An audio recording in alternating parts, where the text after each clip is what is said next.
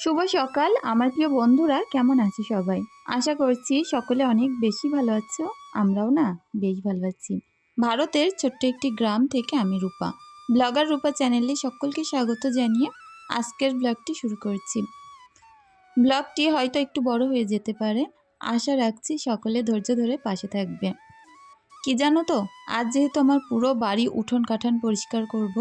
কাল একটা অনেক বিপজ্জনক দিন ছিল। আমাদের বাড়ির উঠান থেকেই কোনো একটা বিষাক্ত সাপ বেরিয়েছে।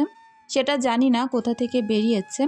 ওই কারণে ঝোপঝাড় আনাজকানা যা যেখানে আছে একদম পুরো আজকে পরিষ্কার করে সুন্দর করে রাখবো।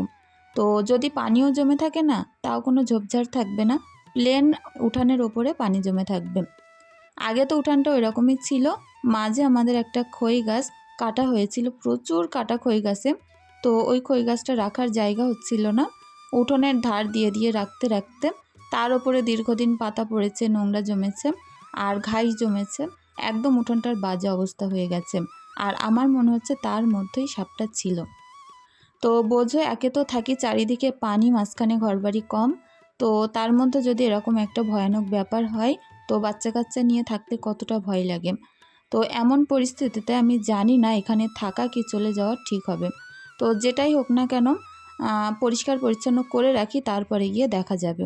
আমি না ঘরের জানলার পেছন দিকে, ঘরের পেছনে, সামনে সমস্ত জায়গায় কার্বলিক অ্যাসিড রেখে দিয়েছি যাতে করে সাপ না ঢোকে। তারপরে উঠোন দিয়ে গেছে, দেখা গেছে যখন ভয় তো পাই বলো, ঘরে উঠতে আর কতক্ষণ উঠোন দিয়ে গেলে। তো এই ভয়তেই সবটা আজকে পরিপাটি করব, পুরো বাড়ি বলতে পারো আজকে ডিপ ক্লিনিং করব। তো চলো ঘরটাকে আগে পরিষ্কার করে নিই। এই ঘরটা করে ওই ঘরে যাব, রান্নাঘর আছে, বারান্দা আছে, তারপরে উনানে রান্না, অনেক কাজ আজকে। আমি কোনটা রে কোনটা করব সেটাই বুঝতে পারছি না। আর যেদিন হাজব্যান্ড বাড়িতে থাকে সেদিন কিন্তু আমাদের বাড়িতে কাজ একটু বেশিই থাকে। কারণ যে কাজগুলো আমি করতে পারি না, কাটকাটা, গোছানো, তারপর পরিপাটি, সেগুলো কিন্তু হাজব্যান্ড থাকলে আমার সাথে সাথে করে দেয়, অনেক সুবিধা হয় জানো তো। তো চলো, খাটের তলা ঝাড় দিলে প্রত্যেক দিন এরকম দুটো একটা করে বোতল বার হয়। বাচ্চা কাচ্চার বাড়ি, খেয়ে দিয়ে বোতল ফেলে দেয়। তো ধার দিয়ে ফাঁকা আছে, পড়ে যায় যখন তলায় চলে যায়। আর প্রত্যেক দিন ঝাড়ু দেওয়ার সময় এরকম করে আমার অনেকগুলো বোতল বার করে নিতে হয়। তো সকালে একবার, দুপুরে একবার, রাতে একবার, যখনই ঝাড়ু দেয় একটা দুটো করে বোতল খাটের তলা থেকে বার হয়। এই ঘরে চলে আসলাম, সিমরানের ঘরে। এই ঘরটাও গুছিয়ে দেব। আর এর ওপরে একটা দেখি বেডশিট পেতে দিতে হবে, তাহলে দেখতে ভালো লাগবে। এই বেডশিটটা দুই এক জায়গায় একটুখানি ছিঁড়ে ছিঁড়ে গেছে, দেখতে কিন্তু ভালো লাগছে না। হয়তো ক্যামেরায় দেখা যাচ্ছে না, কিন্তু ওর যেহেতু পড়ার আন্টি আসে, তো এই ঘরটাই বসে, দেখতে কেমন লাগছে ওই কারণে ওপর দিয়ে বেডশিটটা পেতে দিচ্ছি। আর এই বেডশিটটা আমি অনলাইন থেকে নিয়েছিলাম। তো অনেক বছর আগে নেওয়া, প্রায় 7-8 বছর আগে নেওয়া। বেডশিটের কালারটা কিন্তু সেই আছে এখনও।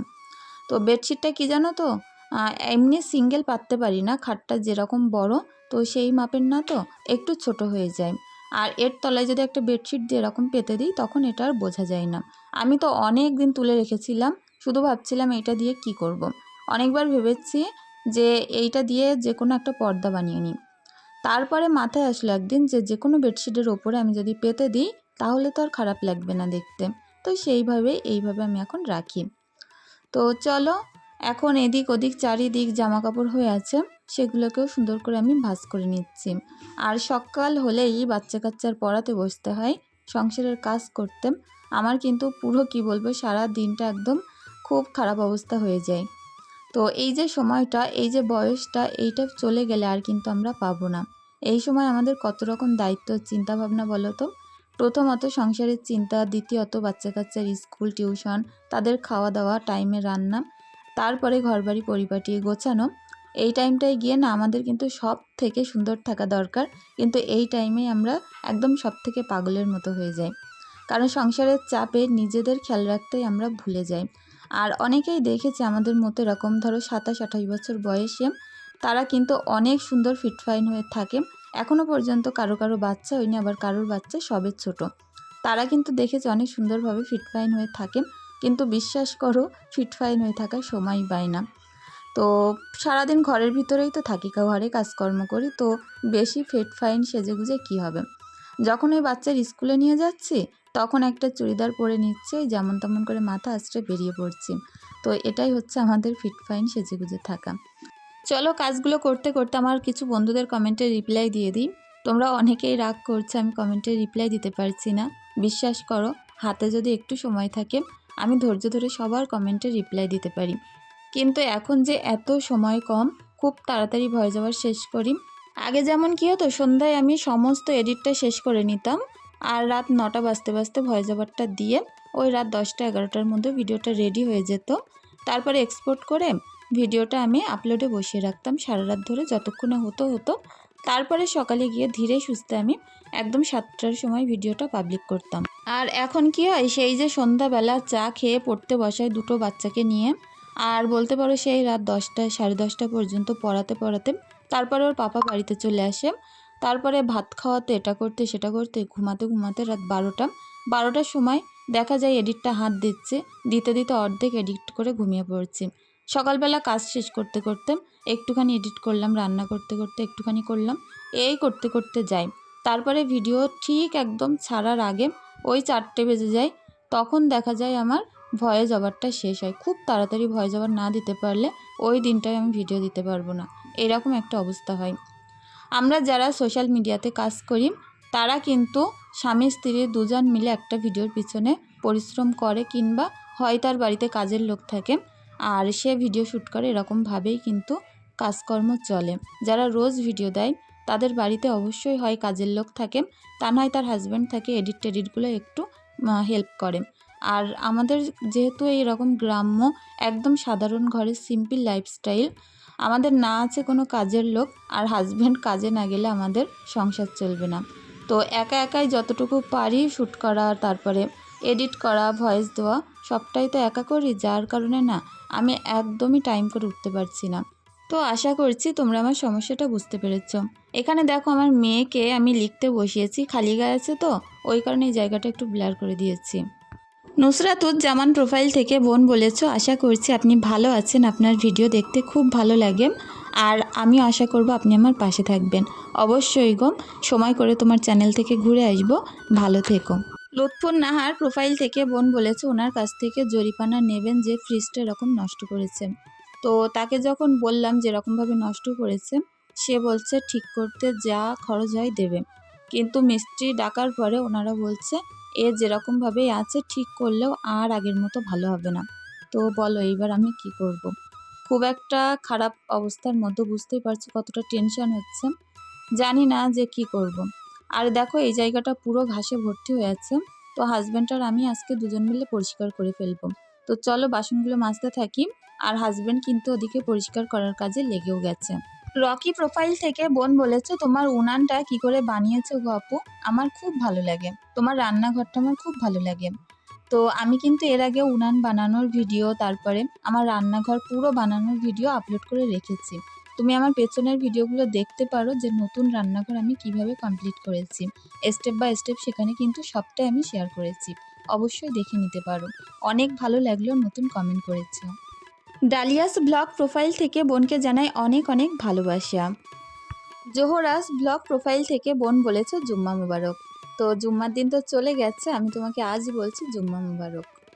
আনিমা সেন প্রোফাইল থেকে বোন বলেছে দিদিভাই মনে হচ্ছে এরকম ইচ্ছে করে করেছে, তা নয় এরকম কি করে হয়। আমিও না সঠিক জানি না যে একটা মানুষ যারা ফ্রিজ এই যুগে ব্যবহার করতে জানে, তো তারা কিভাবে এরকম একটা কাজ করতে জানে। তো খুব একটা খারাপ লাগা, খুব কষ্টের একটা বিষয় তোমাদের সঙ্গে আমি শেয়ার করেছি। অনেক কষ্ট লেগেছে বলে জানো তো। আর এখন জানি না ওই ফ্রিজটা আমরা কি করব। তো যাই হোক, যে কোনো একটা ব্যবস্থা করতেই হবে।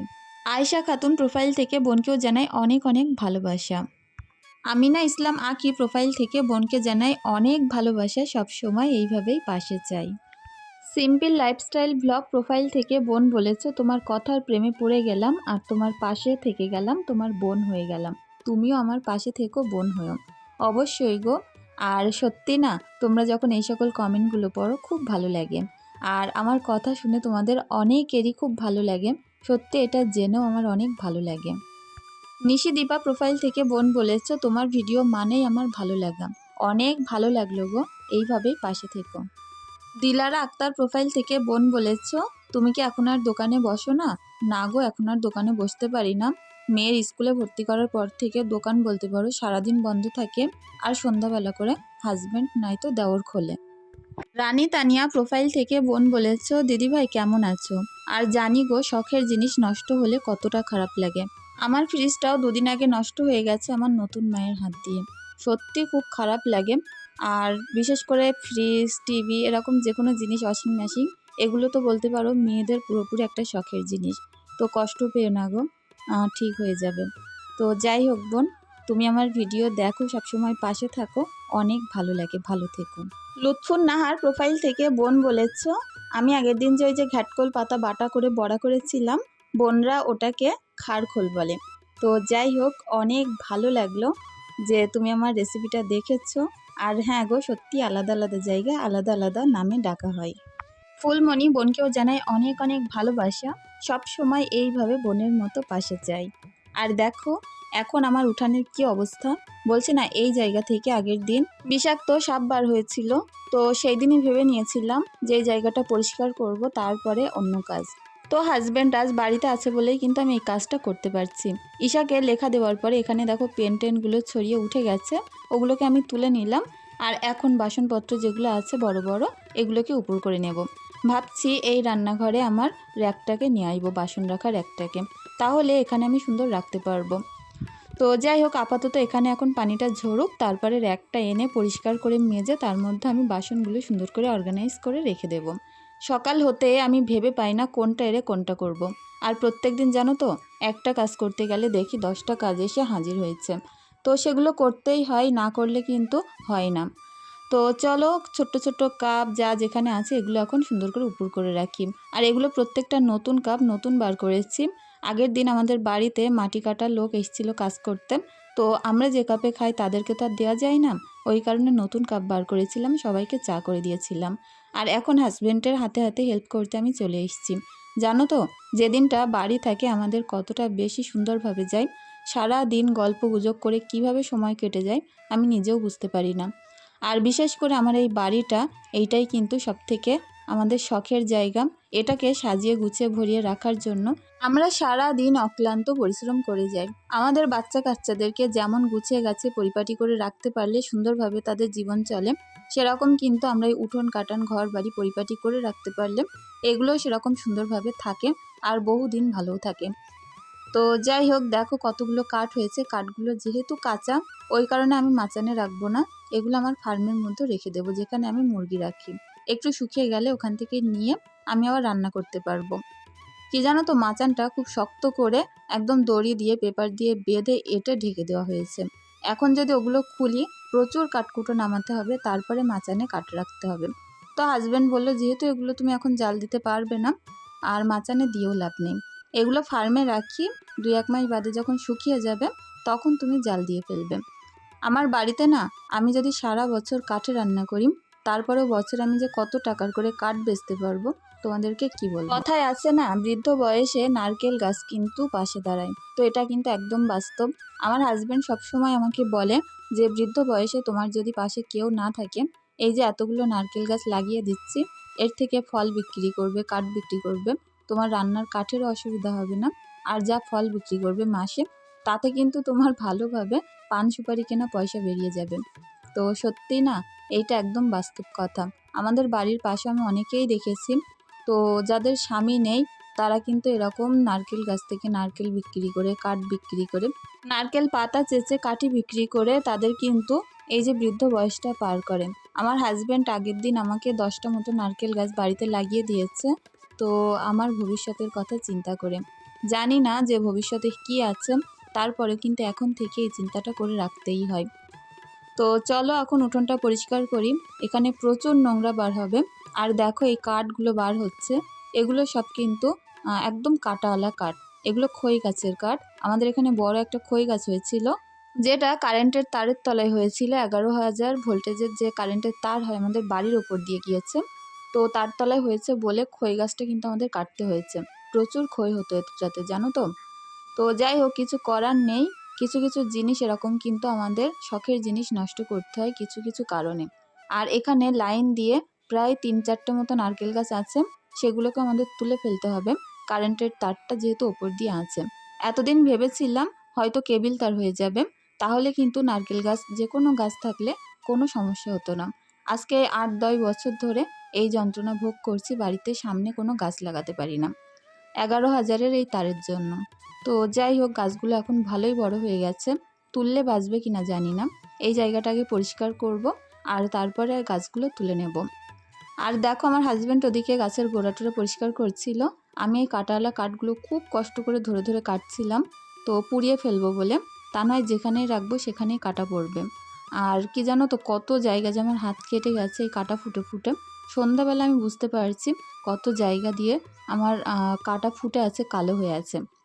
হাজব্যান্ডের প্রচুর কষ্ট হয়ে গেছে, আজকে যেমন রোদ্দুর তেমন কিন্তু মেঘলা মতন আকাশ হচ্ছে, আর সেরকম গরম। একবার রোদ্দুর একবার মেঘলা, আর সেই পরিমাণ গরম।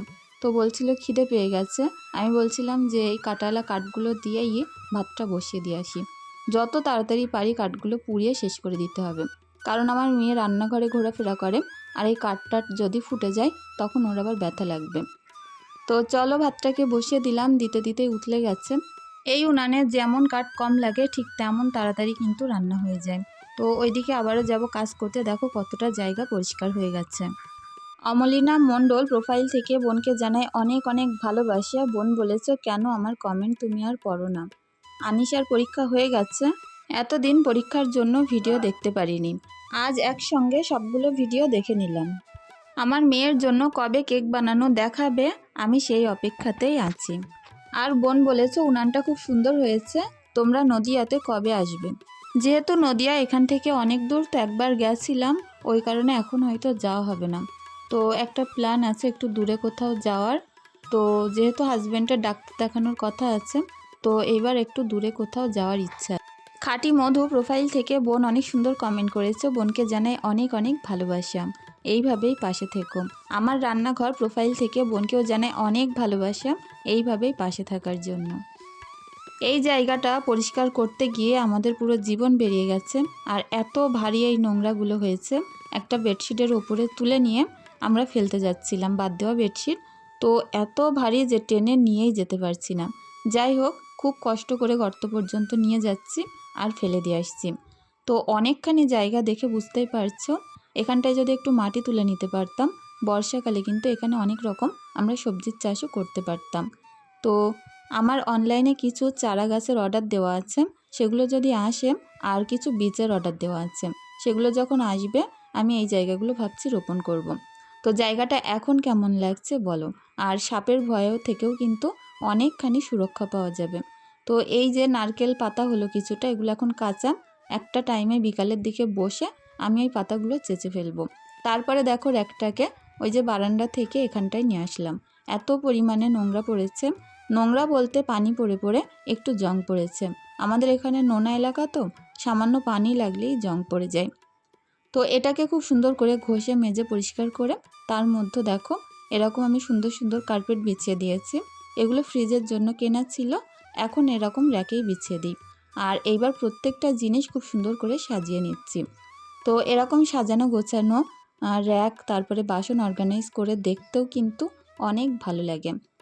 তো চলো, রান্নাঘরটা যেহেতু বড় হয়েছে, এখানটা এখন চাইলেই আমি অনেক কিছু সাজিয়ে গুছিয়ে রাখতে পারবো।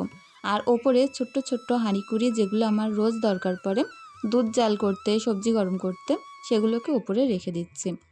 আর যাই হোক, বেড়া ছিল বলে কিন্তু বেড়ার সঙ্গে আমি সুন্দর করে পেরেক পুঁতে র্যাকটাকে খুব ভালোভাবে আটকে রেখেছি। তো চলো, সুন্দরভাবে র্যাকটাকে অর্গানাইজ করে তারপরে রান্নাঘরটাকে একবার পরিষ্কার করে নেব, তারপরে আসছি রান্নার দিকে। তো কি রান্না করি সেটা এখন দেখি, বাড়িতে কি সবজি আছে সেইটাই রান্না করব। আজ ভাবছি নর্মাল এক ভাগের সবজি রান্না করব। তো বাড়িতে অল্প কটা পটল ছিল, আলু ছিল, আর খুব সামান্য অল্প একটুখানি চর্বিওয়ালা মাংস ছিল। আগের দিন যে খাসির মাংস এনেছিল সেখান থেকে অল্প একটু আমি বাঁচিয়ে রেখেছিলাম, যাতে করে অন্য একটা দিন আমি যে কোনো সবজির সাথে রান্না করলে হয়ে যায়। তো চলো, এখন পেঁয়াজটা সুন্দর করে ভাজা ভাজা করে নিয়ে অল্প একটু আদা রসুন বাটা দিচ্ছি, এটা দিয়েই পটলের মাংসটা করব। যে কোনো মাংস কিংবা মাছ আনলে আমি সবসময় চেষ্টা করি যে যেটা একদিনে হয়ে যাবে সেটা দুদিন করার জন্য, এতে করে একদিনটা আমার পুরো সেভ হয়ে যায়, আর সেই দিনটা মাছ মাংস কেনা লাগে না। তো এই বুদ্ধিটা আমার বড় মামির কাছ থেকে আমি শিখেছি।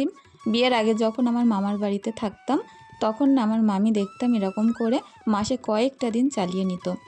তো সত্যিই না, এই সকল ছোট ছোট ট্রিকগুলো আমাদের সংসারে এত বেশি উপকার দেয়, আমি এখন সেটা বুঝতে পারি।